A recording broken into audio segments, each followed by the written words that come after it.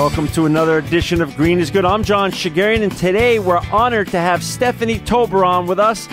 Stephanie, welcome to Green is Good. Hi, John. Thank you so much for having me. I'm so excited to be here. We're so excited to have you. You're the founder of Green Apple Supply, but before we get into that, how you founded this great company, Green Apple Supply, I want you to talk a little bit about Stephanie Tober. Talk a little bit about your journey. How did you even become interested in the environment and get to the point where you wanted to really go make some great changes? Absolutely. Well, the environment really became a priority for me when my daughter, who was 3 at the time, Mackenzie, became diagnosed with juvenile rheumatoid arthritis. And we were able to almost 100% trace the origins of the disease back to a plume of contaminated groundwater that we were living on from the time she was 3 months to 2 years old. Wow. And how long ago was that?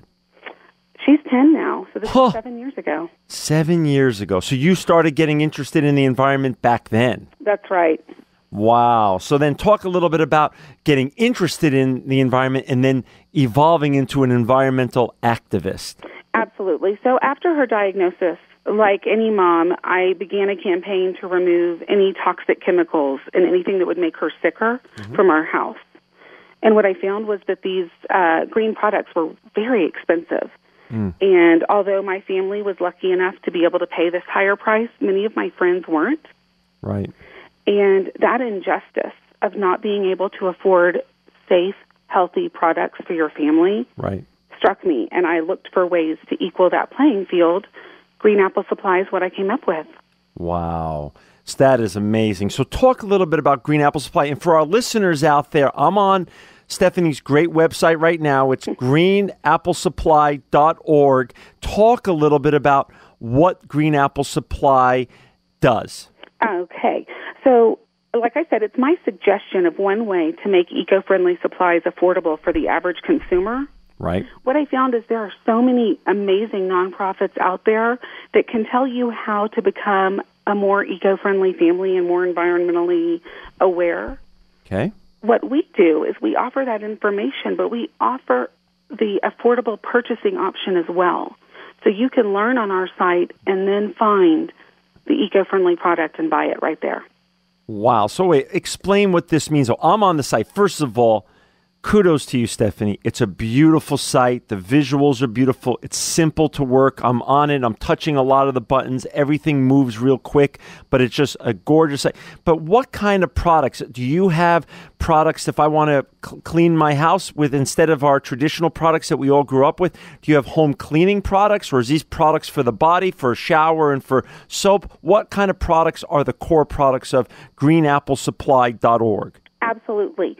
So you'll find that we don't have very many cleaning products, and the reason is that it costs a lot of money to warehouse shelf space for heavy, large, bulky cleaners. I have been in the marketplace looking for a cleaner that you can dilute once you get it at home, and because I haven't found one that I'll use for my family, I won't sell it to anyone else. Got it. Basically, we offer the dry goods, the things that won't go bad, but that we do range from school and office supplies through some home decor, bath and body, and gift items. That's awesome. So I'm on here now, and you have art supplies, home supplies, gifts, school and office supplies, and toys and game. And I'm looking at some gorgeous stuff. I'm even looking at, bowls made out of bottle caps and facial tissues from 7th generation. So you have a whole range of products.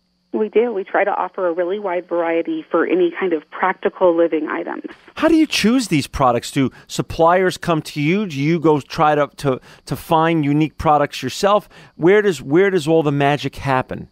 Well, yes to both of those. I do most of the product sourcing myself, and I certainly will not sell anything on the site that I don't own and or haven't tried, tested, and approved. We travel to international and national gift shows, as well as using the internet and referrals from our customers to find unique, useful green items. So let's go back, Stephanie. So when did you actually launch this great website? We launched about a month before the school year started in 2010. 2010. Wow. So now you're about 3 years into it. and talk a little bit about the evolution as an entrepreneur and as an eco-entrepreneur. Who are your partners? Are you the sole proprietor? And how is it going? What you envisioned back in 2010, how has it evolved based on your vision back there? And what lessons have you learned along the way? I've definitely learned some great lessons in shopping. There's quite a few items that didn't sell very well, and I take those to heart and loved every lesson along the way. But the vision that I had back then versus what's going on now, I couldn't have even imagined. Yeah. We're so excited. The growth trajectory this year is tremendous. We're looking to break even in the next year and a half to 2 years. Great. And we've just had so much customer support and loyalty. We have everything from international customers using us as a wholesale site for their stores, right, to correctional facilities that buy from us on a monthly basis for biodegradable folders. So you're B2C and B2B, which is really great. So, Stephanie, did you have entrepreneurs in your family before, or is this the first step into entrepreneurism that your family's ever done? My family was largely entrepreneurial, and we were in the real estate industry in Texas, mostly just buying up ag land and developing it. But I was definitely the first environmentalist, the first philanthropist, and the first one to look at retail as an option. And also the first to go into the .com world, it looks like. That's true, too. Thank you. That's awesome. So now, this must be such an exciting journey also to share with your daughter. Absolutely. And she kind of gets the stage here with her arthritis, but I have a son who's 21 months older than she is. They love being a part of Green Apple Supply. That is awesome. So it's a family affair. 100%. My husband, Robert, is our amazing operations director right now, as well as doing all of our legal operations and IT. So this is great. So sometimes a business can even make a family closer when you all are sharing a mission together, and it sounds like that's what's happening here. I agree 100%. And the fact that my kids have bought in is hugely fulfilling. Let's talk a little bit about, as you said, the evolution from 2010 to now has been absolutely breathtaking with regards to sustainability and the green revolution, both here in the United States and around the world. Stephanie, talk a little bit about, though, some of the new vernacular that is just really becoming part of our lexicon this year. Compassionate capitalism, conscious capitalism. What do those terms mean to you and Green Apple Supply? Compassionate capitalism is basically the big idea behind Green Apple Supply. When I thought about how are we going to save the world, how are we going to change the way people shop and the way people consume, to me it comes down to economics. Sam Walton, when he created Walmart, basically had it right. If you make it inexpensive, people will buy it.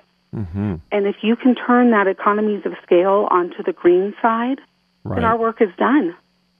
Right. And so,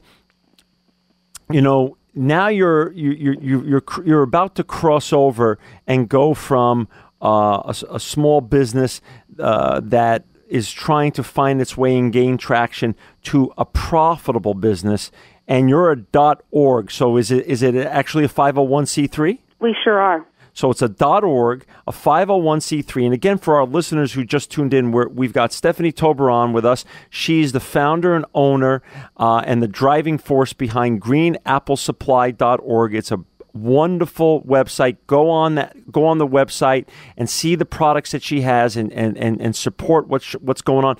But now how do you go to the next step in terms of, the world has also changed not only in sustainability and green and the velocity's picked up, but online there's more opportunities for marketing, which also can become confusing. Stephanie, we've seen the rise of Twitter in the last couple of years, and Pinterest and Instagram and Snapchat and all these things. How do you get the word out in this plethora of opportunities with regards to greenapplesupply.org? How do you get the word out, and where are you focusing your marketing efforts? Okay, well, first of all, getting the word out has been surprisingly easy because moms like to share information. When a mom finds us, we find that our customers travel in pods. We'll see an order in Boston and then an order in Chicago and then a few more orders in Boston and Chicago. And we love tracking that information, and we're so grateful to the mothers and the mommy bloggers that have supported us. But the other way we've been doing it is the compassionate capitalism business model has a very unique edge to it. The fact that we're a nonprofit speaks to our transparency and our mission. People can trust us, and they can get any information they need. We're a completely transparent organization. The other opportunity that we are experiencing right now is through the nonprofit world. I'm a businesswoman, and I like to see any business operate sustainably in every sense of the word. Right. And that means that I don't want Green Apple Supply to be a major source for online donations.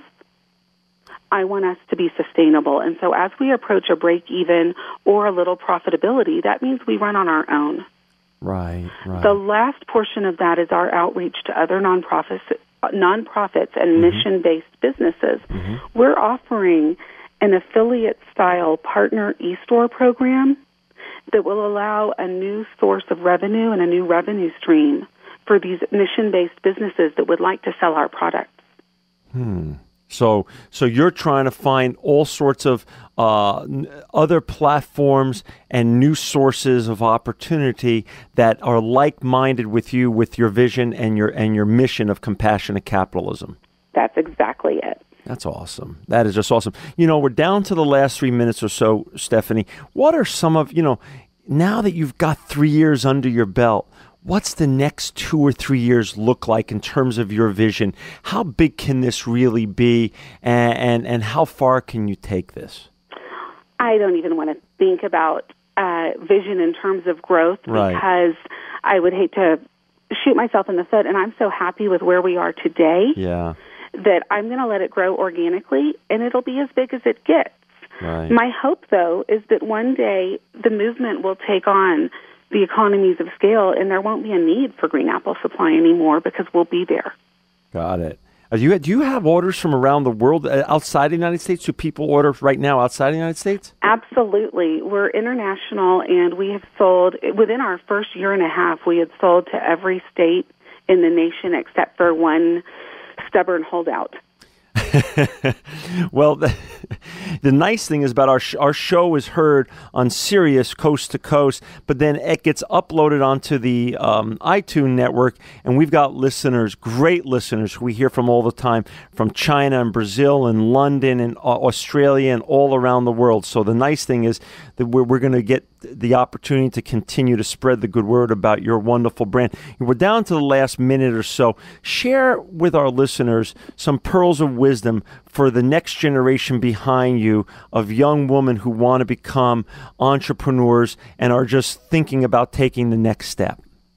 I feel like young women are taking the stage right now. Yeah. And I think the pearl is to support them and let them know that they can be absolutely anything they want to be. My family, one of our goals is to support our children, both boys and girls, in following their dreams instead of following a specific business or professional endeavor.